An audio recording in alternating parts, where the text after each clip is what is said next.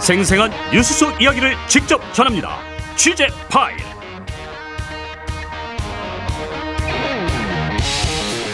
네, 현장 취재 파일 용산 대통령실 출입하는 맹현균 기자 나와 있습니다. 어서 오세요. 네, 안녕하세요. 오늘 윤석열 대통령 당선 1주년입니다. 그렇습니다. 그런데 당선 1년과 관련해서 별다른 메시지가 나오지는 않았습니다. 대통령실에서는 그런 얘기를 하더라고요. 사실 시계를 1년 전으로 좀 돌려봐라. 정확한 당선 시간이 언젠지 아느냐. 그때 사실 새벽 4시쯤에 당선이 확정이 됐어요. 네, 초박빙이었잖아요. 그렇죠. 다음 날로 넘어간 거죠. 그래서 당선은 사실상 2022년 3월 10일에 된 거다. 이런 얘기죠. 그러면서 덧붙인 얘기가 오늘 일정 자체가 1주년 메시지다. 그렇게 봐달라 이런 얘기를 덧붙이기도 했습니다. 오늘 일정, 경제 일정을 소화했네요. 맞습니다. 오늘 울산 온산 공장을 방문했는데요. 이게 이제 샤인 프로젝트라고 하는 그게 이제 기공식이 열렸는데 샤인 프로젝트는 울산 S-오일 온산 국가산업단지에 대규모 석유화학 생산 설비를 건설하는 사업이고 사우디가 투자를 한 겁니다. 네. 그래서 원유로부터 어떤 물질을 추출해서 그런 기술력이 들어가는 공장인데 이거를 바로 수출할 수도 있고 또 산업 원료로도 쓸 수 있다. 이게 작년 11월에 한 사우디 정상회담이 있었어요. 그러니까 네. 우리가 그 이름 유명하죠. 빈살만이라고. 네. 예. 그때 이제 사우디가 투자하기로 한 건데 첫 삽을 뜨게 된 겁니다. 이거는 성과라고 볼 수 있고요. 그리고 이어서 경제인 간담회도 진행이 됐고 또 현대자동차 수출부들을 윤석열 대통령이 방문하기도 했습니다. 네. 그리고 오후에는 울산 신정시장, 그 전통시장 현장까지 방문을 했습니다. 네, 울산에서 오늘 여러 일정을 소화했는데 어떤 메시지가 있다고 봐야 될까요? 아무래도 경제가 좀 어려운 상황에서 지금 대선 승리나 이런 정권 교체를 자축하기보다는 민생을 돌보겠다. 이런 의지가 담긴 걸로 보이고요. 김은혜 홍보수석은 자축하기에는 지금 주변 정세와 경제 안보 상황이 매우 엄중하다라고 말하기도 했습니다. 네, 아직 취임 1주년이 된 건 아닙니다. 당선 1주년이긴 하지만 그래도 숙제가 있다면 어떤 걸 꼽아볼 수 있을까요?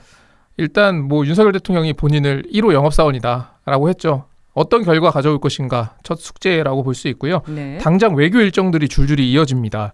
오늘 발표가 됐는데 다음 주에요. 16일과 17일 네. 양일간 윤석열 대통령과 김건희 여사가 일본을 방문합니다.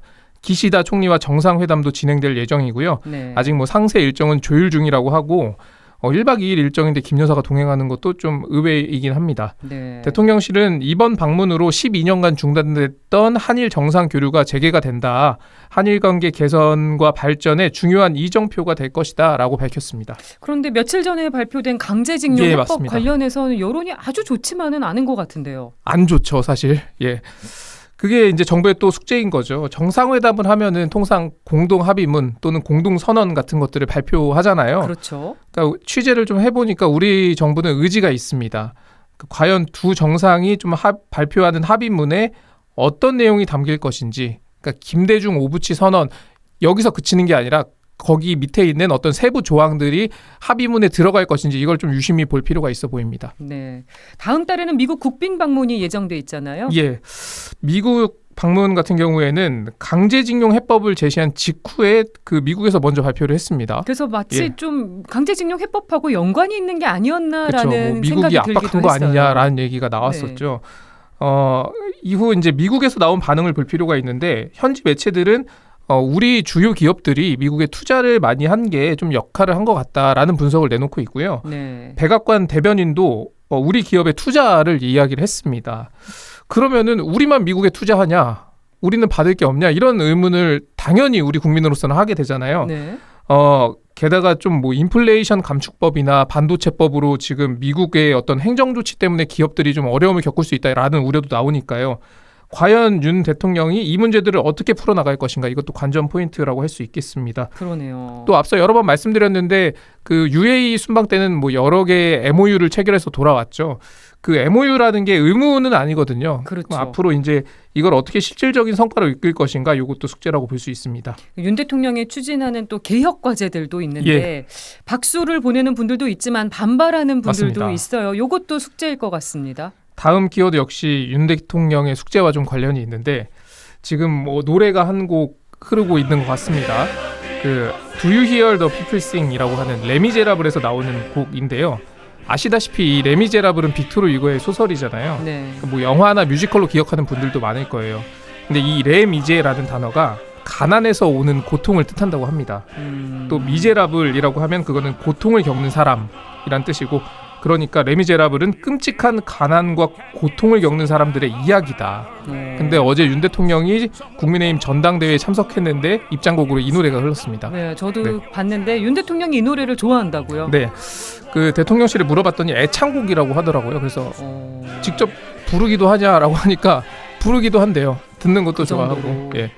뭐 부르는 걸 본 사람들도 있다라는 얘기까지 들었습니다. 근데 이걸 가져온 이유는 윤 대통령의 노동개혁을 좀 살펴볼 필요가 있지 않을까 싶어서입니다.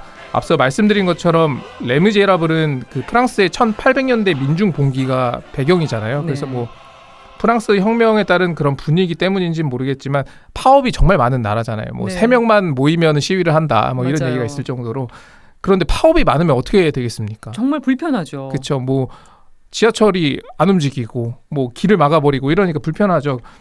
근데 이 노래를 입장곡으로 쓰고 이 노래를 좋아한다는 윤 대통령이 프랑스 시민들의 어떤 생각도 이해하면 좋을 것 같다. 그러면 더 좋은 노동개혁이 탄생할 수 있겠다는 생각을 했는데요. 그러니까 윤 대통령이 노동개혁을 외치면서 강성 노조를 향해서 좀 압박을 가하고 있는 형국입니다. 네. 물론 불법 행위를 저지르는 노조를 옹호하는 건 아니고 그 일부 강성 노조가 실제로 과격한 행위를 할 때가 있어요. 그건 잘못된 거죠. 그리고 윤 대통령이 말하는 것처럼 진짜 약한 노동자들은 노조에 가입조차 안 돼 있는 경우가 있는 것도 사실입니다. 네. 대기업 중심으로 뭐 노조가 결성됐기 때문인데, 그런데 프랑스 국민들은 그러니까 절반 이상이 당장의 불편함을 겪더라도 사회 정의가 실현되는 걸 우선시합니다. 그렇군요. 그 말은 그러니까 뭐 알베르 까뮈의 유명한 말이 있는데 불의한 사회를 택하느니 무질서를 택하겠다. 그러니까 이 말을 뜻을 좀 단적인 예를 들어서 좀 생각을 해보면 북한도 법이 있긴 있어요. 그렇죠. 그리고 뭐 이 세습하는 것도 법일 수도 있어요. 그리고 뭐 남한의 영화나 드라마를 보면은 잡아가죠. 네. 그것도 자기네 법에 따른 거겠죠. 근데 우리는 그 모습을 보면서 아, 북한은 사회정의가 실현되지 않는 나라구나, 인권이 유린되는 나라구나라고 이야기를 하잖아요. 근데 북한에서는 그게 법 질서에 따른 거일 수도 있다는 거죠. 네. 그러니까 결국 노동개혁이라는 게 이런 불법 행위를 저지르는 일부 강성 노조를 압박하는 데서 그치는 게 아니라 어떤 그 노동시장의 구조를, 정말 사회 정의에 맞는 노동시장을 만드는 것에서 출발을 해야 된다라는 네. 이야기를 하고 싶었던 거고요. 그러니까 윤 대통령의 숙제는 노조의 불법 행위를 엄단하겠다라는 메시지만 낼 게 아니라 어떻게 하면 노동시장 이중구조를 해소할 것인지, 어떻게 하면 노동자들의 안타까운 죽음을 막을 수 있을 것인지, 네. 이 부분을 더 많이 고민을 해야 된다는 거죠. 뭐 윤 네. 대통령의 노동개혁의 의지는 뭐 현장에서 많이 느껴집니다. 이제는 개혁의 진정성을 보여줄 차례다라는 생각입니다. 네.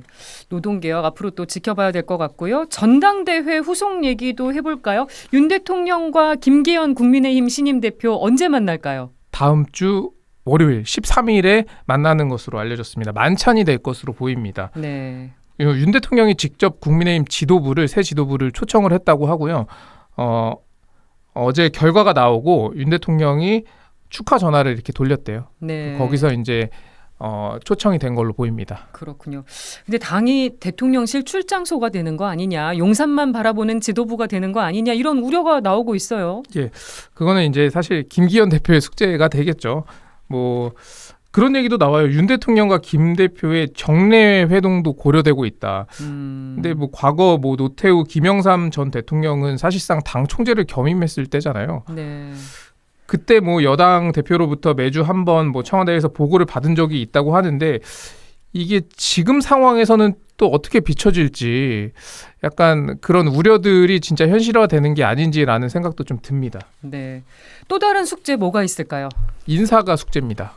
그러니까 뭐 상당히 많은 자리에 검찰 출신이 배치가 돼 있죠. 네. 뭐 야당에서는 지금 뭐 검찰 공화국이 아니냐라는 비판까지 하고 있는데, 이런 비판이 나온 배경 결국에는 부족한 인력 풀 때문입니다. 뭐 네. 오늘 국회에서도 정순신 변호사 아들 논란이 또 다시 나오기도 했는데, 마찬가지로 그분도 검사 출신이잖아요. 그렇죠. 예, 뭐 국민연금 이사장에 또 검사 출신이 임명됐다, 이런 논란들이 있는데, 이런 인사 문제가 지금까지 보면은 윤석열 대통령의 그 낮은 지지율, 그러니까 윤석열 대통령의 국정 지지에 부정 평가를 했던 사람들이 인사 문제를 꼽은 적이 굉장히 많았거든요. 네. 그래서 이 문제에도 앞으로 뭐 개각이 이뤄진다면 충분히 좀 살펴봐야 할 대통령의 숙제가 아닌가라고 생각이 듭니다. 네, 오늘 윤석열 대통령 당선 1주년 맞아서 이야기 나눠봤습니다. 맹영균 기자 수고했습니다. 예, 고맙습니다.